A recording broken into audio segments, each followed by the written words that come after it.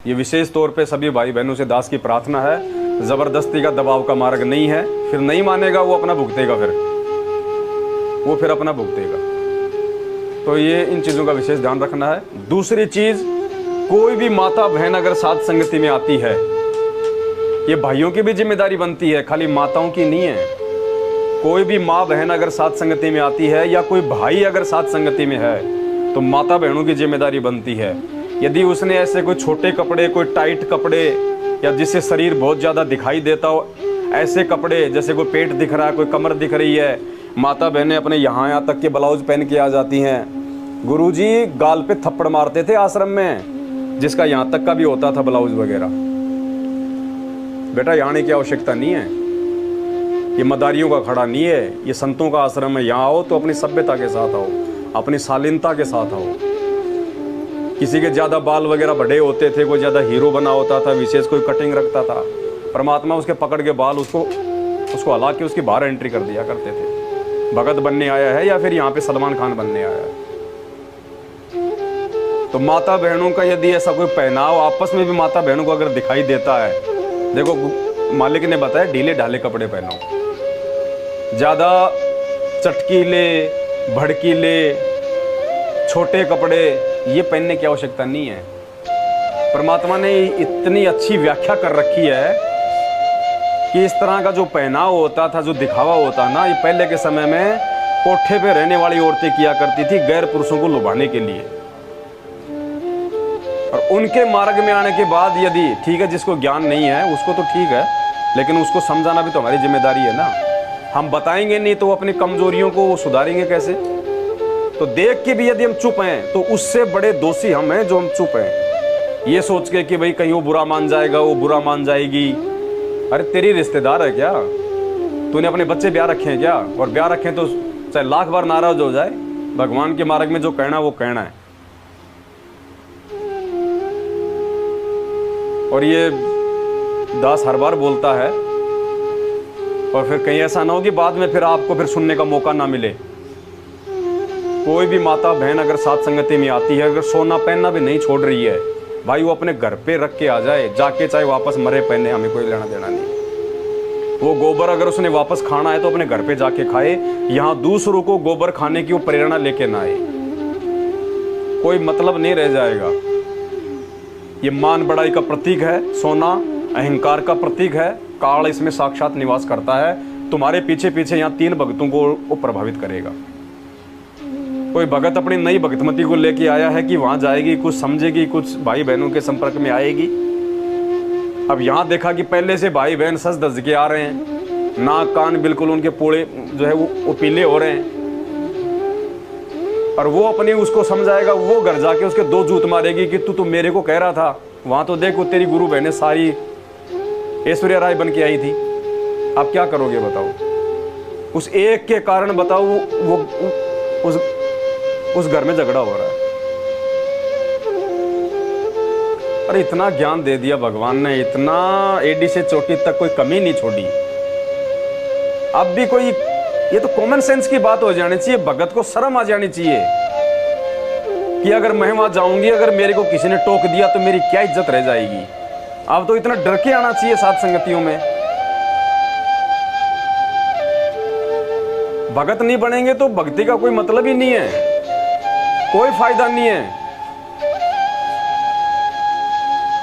दास तो यहां तक कहता है कि ये जो नकली, जो ये चूड़े चाड़े वगैरह, जो चूड़ियां चाड़ियां वगैरह पहनती है ना, क्यों पहनते हो फालतू में? और अगर चूड़ियों से अगर सुंदरता बनती हाथों की, या ये टॉप स्टाप्स क्या बोलते हैं, ये नाक नोक में पहनना है, गले में पहनना, अगर इनसे ही अगर हमारे शरीर की सुंदरता है तो भगवान कोई बावड़ा था क्या माँ के पेट से पहना के ना भेज देता? तुमने तो उसकी रचना को बिगाड़ दिया नाक में छेद करवा के। क्या भगवान कोई बालक था, मूर्ख था? क्या भगवान ने कोई कमी छोड़ दी थी मानव के शरीर में? अगर आवश्यकता होती तो भगवान माँ के पेट में छेद करके नहीं भेज देता क्या? जब उसने शरीर में इतने छेद करके भेजे हैं, 2-4 छेद और निकाल देता नाक में कानों में। तो इन बातों पे विचार करना पड़ेगा। गुरुजी के पास इतना समय नहीं होता था कि गुरुजी हर चीज को एक ही दिन में बता देंगे। और गुरुजी को मालूम था मैंने अगर टाइट होके बोल दिया तो ये लोग यहाँ पे आना छोड़ देंगे, तो मालिक तो चाहते थे कि जैसे तैसे ये आते रहें, कबीर कपट से भक्ति करे उसको भी अपनाऊं, साम दाम दंड भेद से फिर सीधे रास्ते ले आऊं। लेकिन आज ये हमारी जिम्मेदारी है, क्योंकि भगवान ने वो जिम्मेदारी आज हमें दे दी है। और हम यदि उस जिम्मेदारी में कोई कोताही बरतेंगे, लोगों से ये सोच कि वो नाराज हो जाएगा, वो नाराज हो जाएगी, मेरे से बोलेगा नहीं, मत बोल भाई, तू कोई ईद का चांद है क्या? तो थोड़ा विचार करो इन बातों पे। माता बहनें आते भंडारे पे ध्यान मत दिया करो, एक दूसरे पे ध्यान दिया करो कि किस में क्या कमी है, तब है यहाँ आने का फायदा। और उसको बोलो, एक नहीं, जब उसको 5-5 बोलोगे ना, अगली बार या तो आएगी नहीं, और आएगी तो आडंबर करके नहीं आएगी। फिर ऐसे हम भाइयों की जिम्मेदारी है, वरना क्या फायदा, फिर तो हलवा चाटना हो गया। जब कोई परिवर्तन ही नहीं है, कोई बदलाव ही नहीं है। अरे गुरुजी, हमारे अंदर बदलाव लाके तो संसार बदलना चाहते हैं, और हम ही उन चीजों में धंसते जा रहे हैं, तो समाज में कहां से बदलाव होगा? हम क्यों दोषी दे रहे फिर उनको, अज्ञानी, मूर्ख, फलाना दिखना, फिर क्या फायदा? वो तो बिना ज्ञान के अज्ञानी है, उनकी तो फिर भी चल जाएगी, तुम तो ज्ञान लेके महाज्ञानी बने हुए हो। हम माफी के काबिल नहीं है, फिर वो जगत वाला तो फिर भी माफी के काबिल है, क्योंकि उसको ज्ञान नहीं है, वो इसलिए कर रहा है। हम ज्ञान लेके भी इन चीजों को नहीं छोड़ पा रहे, हम उससे बड़े दोषी हैं। तीसरी बात, जो बच्चे आते हैं, जो साथ में आते हैं, तो वही जिम्मेदारी माँ बाप की बनती है, बच्चों को समझाने की कि बेटा हम वहाँ पे, हम किसी शादी में नहीं जा रहे, हम तेरे मामा जी के जन्मदिन में नहीं जा रहे, वहाँ पे साथ संगति में जा रहे हैं, वहाँ पे परमात्मा की चर्चा होगी, वहाँ अपने चुपचाप बैठना है, फालतू में कोई शरारत नहीं, फालतू में कोई खेलना नहीं वहाँ पे। ये जिम्मेदारी सबकी बनती कि वो अपने अपने बच्चों को समझाए।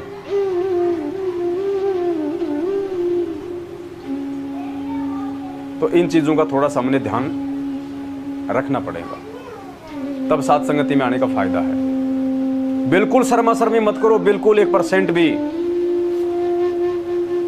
ये पहनावा, ये आडंबर, ये सोना चांदी, ये तो बिल्कुल परमात्मा का। ये देख लो कि अगर अभी भी अगर कोई आडंबर, अगर कोई वो कर रही है या कोई भाई कर रहा है, तो वो तो परमात्मा से कोसों दूर है। भले वो अपने आप में चाहे 3 टाइम की आरती करता हो, दिन में 4-4 माला कर रहा हो, और जिसने अपने अंदर बदलाव नहीं लाया, वो खुद ही बदल जाएगा एक दिन, वो खुद ही बदल जाएगा।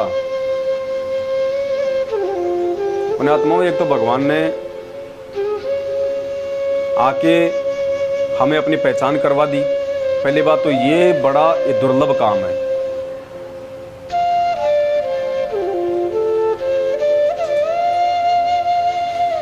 यानी कोई बिरला ही होगा जिसको भगवान अपनी पहचान करवाएगा। बिरला।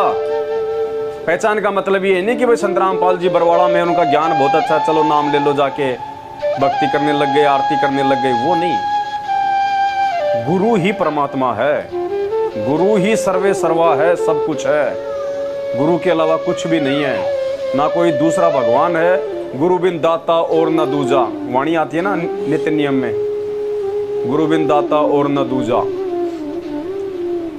गुरु सेवा में फल सर्वस आवे, और कोई भक्ति, कोई सेवा है ही नहीं। फिर जब गुरु की सेवा में फल, सारे जो फल मिल रहे हैं, तो और कोई भगवान है कहाँ? फिर आवश्यकता क्या फिर हमें किसी और को पूजने की, मानने की?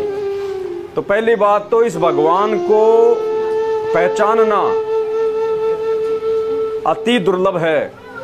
कोई बिरला ही होगा जिसको परमात्मा खुद अपनी पहचान करवाएगा, और पहचान होने के बाद फिर कोई सूरमा होगा जो इस भक्ति पे ज्ञान आधार से मर्यादाओं के साथ में टिकेगा। वरना परमात्मा कहते हैं, कामी क्रोधी लालची इनसे भक्ति ना होए, भक्ति करे कोई सूरमा, जाति वर्ण कुल खोए। ऐसे चाहे आते रहो, जाते रहो, लेकिन उसका बेनिफिट कुछ नहीं मिलेगा। परमात्मा ने इतनी इतनी कथाएं बता रखी हैं। अगर कोई वास्तव में, अगर कोई जीवित हो ना, जीवित हो, देखो मुर्दे पे कोई असर नहीं होता है। अगर कोई जीवित है, जीवित का मतलब जिसमें चेतना है, जागृति है, सोचने समझने की क्षमता है, उसमें बुद्धि है, उसको कहते हैं जीवित। परमात्मा ने बताया ना कि एक राजा था, वो एक साध्वी के सत्संग सुना करता था, उससे वो प्रभावित था। और काफ़ी कुछ उसने अपने जीवन में बदलाव कर लिया। 3 उसकी रानियां थी, और ज़्यादातर क्योंकि सत्संग का तो यही काम होता है, फिर सत्संग लेने के बाद भगवान की चर्चा, परमात्मा की चर्चा, ज्ञान की चर्चा। तो राजा अपनी रानियों से भी साध्वी का ही जो है वो जिक्र किया करता था कि बहुत अच्छी है, बहुत अच्छे उसके विचार हैं। आज हमारे गुरुजी हैं, चाहे कोई सुंदर क्यों ना हो, चाहे कोई कितना ही मतलब चाहे कोई सुंदरा क्यों ना हो, लेकिन हमें अपने गुरुजी से बढ़ के कोई सुंदर नजर नहीं आएगा। सतगुरु 3 लोक से न्यारा, सतगुरु परम पदारथ पूरा। हम तो उन्हीं की चर्चा, उन्हीं की बढ़ाई, उन्हीं की करेंगे ना। तो राजा हमेशा उस साध्वी का जो नाम था परमात्मा ने बताया पुल्लो देवी, तो हमेशा उसी की वो चर्चा करता था। अब एक दिन क्या हुआ, राजा ने अपनी उसका साध्वी का सत्संग अपने महल में रखवा लिया। अब रानियों ने सोचा कि आज बढ़िया मौका है, आज देखेंगे जिसकी राजा कभी तारीफ करते ही नहीं थकता है, आज देखते हैं वो कैसी सुंदर है। वो अज्ञानी थी, उनको क्या पता, राजा तो ज्ञान के हिसाब से उसकी वो किया करता था। आज देखते हैं वो कैसी क्या है जिसकी राजा हम इतनी सज धज के रहती हैं तो भी हमारी इतनी प्रशंसा नहीं करता, उसकी इतनी प्रशंसा करता है। तो रानियों ने और भी ज़्यादा श्रृंगार कर दिया कि उससे और ज़्यादा। रानियों को ये था भाई वो थोड़ी हार श्रृंगार करके आएगी, सुंदर होगी, मेकअप माकअप करके आएगी। तो रानियों ने और मतलब डबल सोना चांदी पहन लिया और पूरा मेकअप कर लिया। और शाम को जब आई पुल्लो अपनी 2-4 अपनी सत्संगियों के साथ में, उसने क्या देखा, ये तो कोई बेचारी ऐसी बिल्कुल जैसे कोई भीख मांगता है, कोई रोड पे खड़ा हो गया ऐसे ही, ना कोई हार श्रृंगार, ना कोई नाक में, ना कान में, ना कोई नए कपड़े, टूटे फूटे चप्पल, नहाई ऐसा लग रहा जैसे 4 दिन से नहाई नहीं। अब सत्संग होने लग गया, रानियां भी आके बैठ गई, रानियों का आसन लगा हुआ था अलग से। अब जैसे रानियां तो यूं ढूंढ रही कि कौन है, जब पूछा रहे भाई कौन है, पुल्लो बोले ये बैठी, वो तो यूं कर करके वो तो हंसने लग गई, बोले ये है कि बोले पुल्लो जिसकी राजा इतनी तारीफ करता था। हम तो सोचा पता नहीं कितनी सुंदर होगी। अब वो तो परमात्मा की बच्ची थी ना, थोड़ी बहुत तो इतनी तो दे देता परमात्मा टपट। तो सत्संग के माध्यम से फिर रानी ने वही सत्संग शुरू कर दिया, उसने वो पुल्लो ने, और उसने कहा कि गहना बाधा तन की शोभा, कि मूर्खता में तुम जिसको अपनी ये तन की शोभा समझते हो ना, कहते हैं तो सबसे बड़ी बाधा है ये तेरे लिए, इस शरीर की सबसे बड़ी बाधा है ये। क्योंकि गहना जो है वो मान बढ़ाई का प्रतीक होता है। क्यों पहनती है माता बहनें सोना चांदी, बताओ? दिखाने के लिए, आकर्षण के लिए। जो बदचलन औरतें होती हैं वो दूसरों को आकर्षित करने के लिए, जो पत्नी होती है वो भाई अपने पति को खुश करने के लिए, इसीलिए पहनती हैं। और एक दूसरे को दिखाने के लिए कि देख मेरा पति मेरे लिए अब की बार ये डबल डेकर वाली अंगूठी लाया, ये देख ये हार लाया, मेरा अब की बार ये चैन लाया, दिखाने के लिए, मान बढ़ाई, अहंकार। तो उसने कहा कि गहना बाधा तन की शोभा, और यो तन काचो बांडो, बांडा बोलते हैं मतलब मटके को, काचा यानी कच्चा मिट्टी का जो मटका होता है ना, जो कुमार का, काचा भांडा यानी कच्चा मटका। तो उसने कहा अरे गहना बाधा तन की शोभा, और ये तन काचो बांडो, और बिना भजन के कुतिया बनोगी, वरना राम भजो ना रांडो।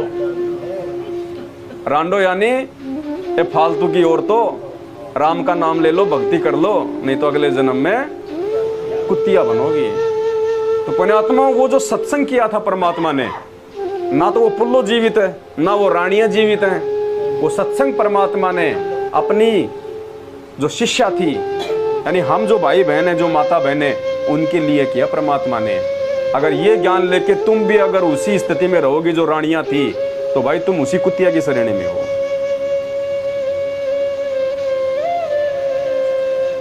विचार करना पड़ेगा भाई।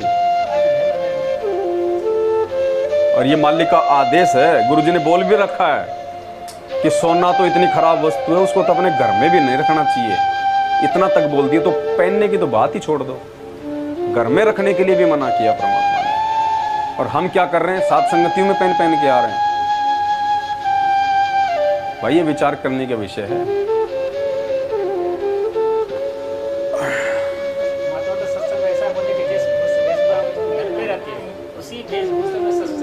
नहीं, मुझे एक बात बताओ, या तो हम गुरु जी को अपना पति मानते नहीं, पति यानी भाई पति उसको कहते हैं जो उसकी देखभाल करता है, उसकी ज़रूरतों की जो है पूर्ति करता है, समय पे उसको कपड़े ला के देता है, उसके खाने दाने की व्यवस्था करता है। पति यानी पालक, जो उसको पालता है उसको कहते हैं पति। पति का मतलब ये नहीं कि जो अमल की बच्चे पैदा कर दिए सब और शादी हो गई। पति शब्द का मतलब है पालक। जैसे हम कहते हैं हमारा पति परमेश्वर, तो पति का मतलब मालिक, हमारा पालनहार, जो हमारी जिम्मेदारियों को जिसने उठा रखा है उसको कहते हैं पति। तो या तो हम गुरुजी को अपना पति मानते नहीं। अगर गुरुजी को यदि हम अपना पति माने तो जिसका पति जेल में हो वो पतिव्रता औरत के हार श्रृंगार कर सकती है क्या? अगर किसी का पति जेल में हो, वो औरत उसके पीछे से सजना धजना, ओठों को लाल करना, नए नए चटकीले भड़कीले कपड़े पहनना, सोना चांदी पहनना, ब्याह शादियों में जाना, हंसना नाचना गाना, फालतू की जो है बकवाद करना, वो कर सकती है क्या? अगर वो करेगी तो भी दूसरी औरतें कह देंगे अरे ये बच्चलन औरत है, इसका पति जेल में, ये नकरी करते डोल रही है। और ये तो उस पति से भी लाखों गुना बढ़ के ये पति परमात्मा हमारा सतगुरु रामपाल जी भगवान है, और ये आज जेल में बैठे हैं, तो हम पीछे से उसकी आत्माएं क्या कर रही हैं? हम उसकी पत्नियां हैं, हम उसकी पत्नियां हैं। जितने भी हम भगत भाई बहन हैं, हम क्या कर रहे हैं उनके पीछे से? ये अपना अपना आकलन स्वयं कर लेना चाहिए कि तुम पतिव्रता धर्म पे हो या तुम कहां पे हो।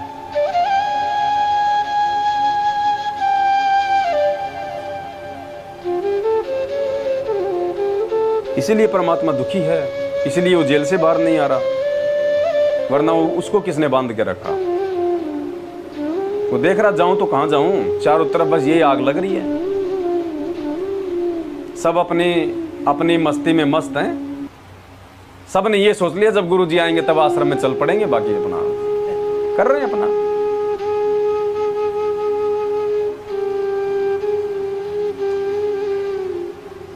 इसलिए